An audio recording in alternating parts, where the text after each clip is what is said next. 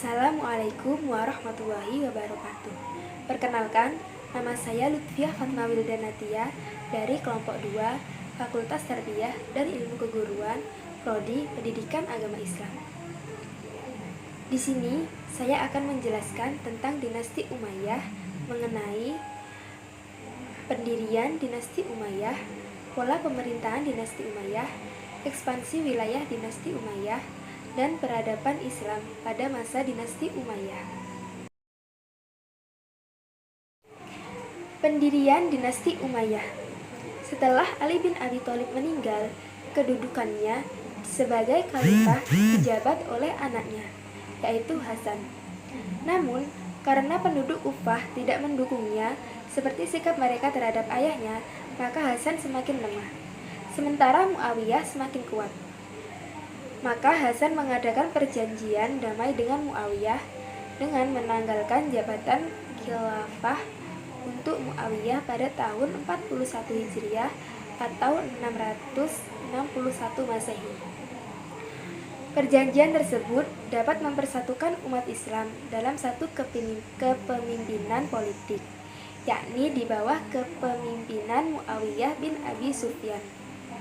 Tahun tersebut dalam sejarah dikenal sebagai Tahun Al-Jamaah atau Tahun Persatuan, sebagai tanda bahwa umat Islam telah menyepakati secara aklamasi mempunyai hanya satu orang khalifah.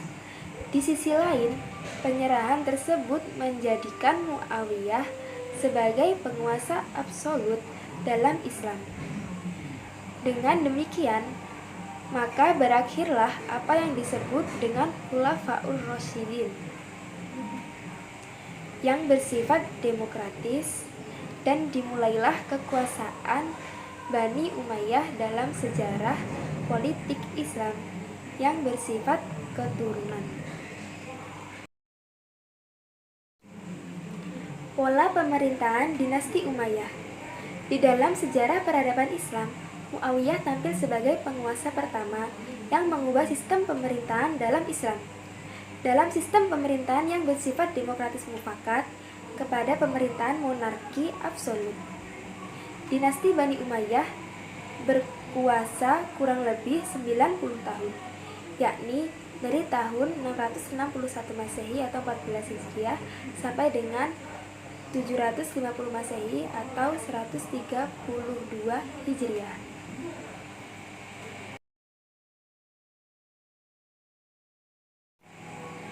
Selama kurun waktu tersebut, terdapat 14 orang khalifah yang pernah memerintah, yaitu yang pertama Muawiyah bin Abi Sufyan, yang kedua Yazid bin Muawiyah, yang ketiga Muawiyah bin Yazid, yang keempat Marwan bin Hakam, yang kelima Abdul Malik bin Marwan, yang keenam Al-Walid bin Abdul Malik, yang ketujuh Sulaiman bin Abdul Malik, yang kedelapan Umar bin Abdul Aziz, yang kesembilan Yazid bin Abdul Malik, yang kesepuluh Hisham bin Abdul Malik, yang kesebelas Al-Walid bin Yazid, yang ke-12 Yazid bin Walid bin Abdul Malik, yang ke-13 Ibrahim bin Walid bin Abdul Malik,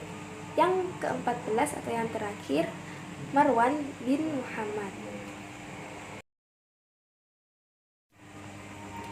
Ekspansi wilayah dinasti Umayyah. Ekspansi atau perluasan wilayah daerah kekuasaan secara besar-besaran. Daerah-daerah itu meliputi Spanyol, Afrika Utara, Syria, Palestina, Jazirah Arabia, Irak, sebagian Asia Kecil, Persia, Afghanistan, daerah yang sekarang disebut Pakistan, Turkmenia, Uzbek, dan Kirgiz di Asia Tengah.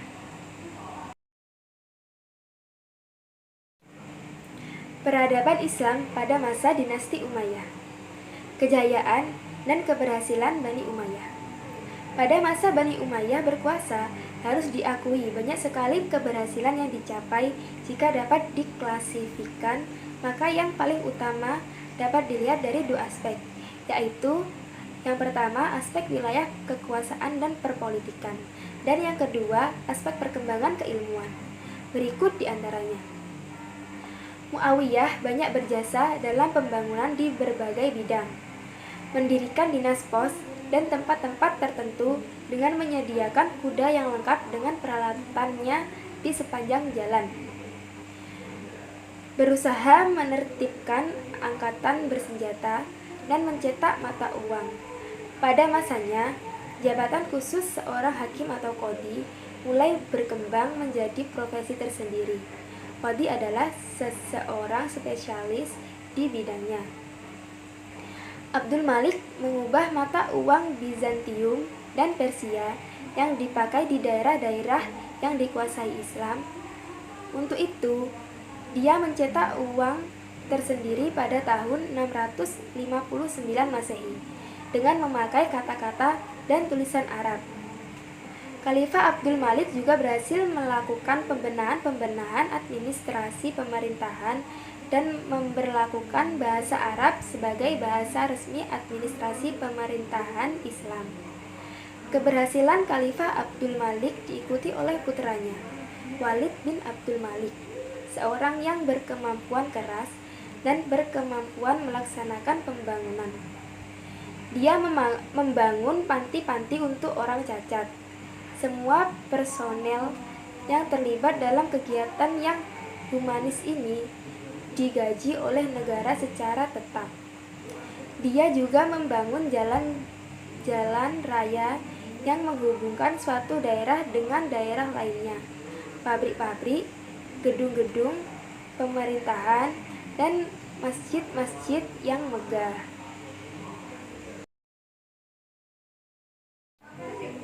Perkembangan keilmuan pada masa pemerintahan dinasti Umayyah. Kota Mekah dan Madinah menjadi tempat perkembangan musik, lagu, dan puisi. Sementara di Irak, perkembangan menjadi pusat aktivitas intelektual di dunia Islam. Sedangkan di Marbat, kota satelit di Damaskus, berkumpul para pujangga, filsuf, ulama, dan cendekiawan lainnya. Beberapa ilmu yang berkembang pesat seperti yang pertama, pengembangan bahasa Arab. Pada dinasti Umayyah, bahasa Arab dijadikan bahasa resmi dalam tata usaha negara dan pemerintahan, sehingga pembukuan dan syarat dan surat menyurat menggunakan bahasa Arab. Yang kedua, ilmu qiraat, ilmu seni membaca Al-Quran yang merupakan syariat tertua yang mulai dikembangkan pada masa Khulafaur Rasyidin. Pada dinasti ini lahir para ahli qiraat ternama seperti Abdullah bin Husayn. Yang ketiga, ilmu tafsir. Salah satu bukti perkembangan ilmu tafsir masa itu adalah dibukukannya ilmu tafsir oleh Mujahid. Yang keempat, ilmu hadis. Pada masa ini, hadis-hadis Nabi berupakan untuk dikumpulkan. Kemudian diteliti asal-usulnya hingga akhirnya menjadi satu ilmu yang berdiri sendiri yang dinamakan ilmu hadis. Di antara ahli hadis yang dikenal pada masa ini adalah Al-Auzi Abdurrahman bin Amru, Hasan Basri, Ibnu Abu Malikah, Asyabi, Abu Amru, Amir bin Syurahbil.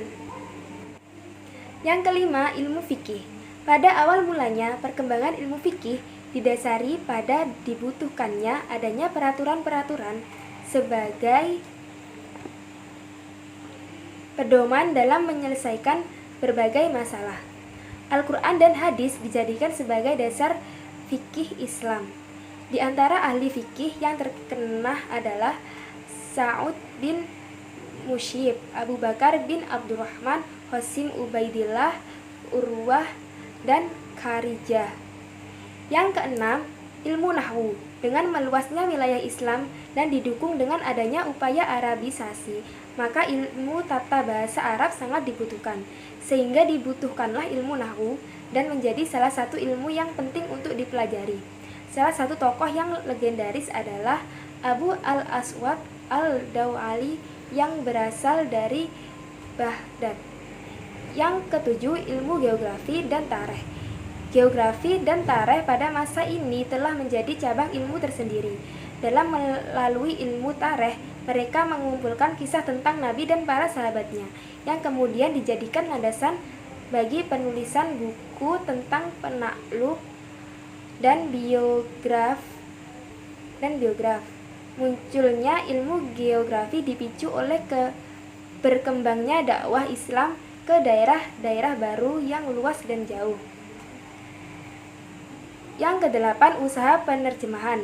Pada masa ini dimulai usaha penerjemahan buku-buku ilmu pengetahuan dari bahasa-bahasa lain ke dalam bahasa Arab. Ini merupakan rintisan pertama dalam penerjemahan buku yang kemudian dilanjutkan dan berkembang pesat pada masa dinasti Abbasiyah. Buku-buku yang diterjemahkan pada masa ini meliputi buku-buku tentang ilmu kimia, ilmu astronomi, ilmu falak, ilmu fisika, ilmu kedokteran, dan lain-lain. Kemunduran dan runtuhnya dinasti Umayyah. Dinasti Umayyah mengalami kemajuan yang pesat hanya pada dasawarsa pertama kekuasaannya, sedangkan pada masa tahun berikutnya sudah mengalami kemunduran. Kemajuan yang terjadi pada masa pemerintahan Muawiyah sampai kepada Hisham. Adapun beberapa faktor penyebab kemunduran dinasti Umayyah adalah: yang pertama, sistem pergantian khalifah melalui garis keturunan. Pengaturannya tidak jelas, sehingga menyebabkan persaingan yang tidak sehat di lingkungan keluarga kerajaan. Yang kedua, adanya gerakan oposisi dari pendukung Ali dan Khawarij, baik yang dilakukan secara terbuka maupun secara tertutup. Hal ini banyak menyedot perhatian pemerintah ketika itu. Yang ketiga, timbulnya permasalahan sosial yang menyebabkan orang non-Arab dan suku Arabia Utara, sehingga dinasti Umayyah kesulitan untuk menggalang persatuan dan kesatuan. Yang keempat, sikap hidup mewah di kalangan keluarga istana dan perhatian terhadap masalah keagamaan sudah berkurang. Yang kelima, adanya kekuatan baru yang digalang oleh keturunan Abbas bin Abdul Muthalib, sehingga menyebabkan keruntuhan kekuasaan dinasti Umayyah. Gerakan ini didukung penuh Bani Hashim dan golongan Syiah, serta kaum Mawali yang dinomorduakan ketika pemerintahan Bani Umayyah.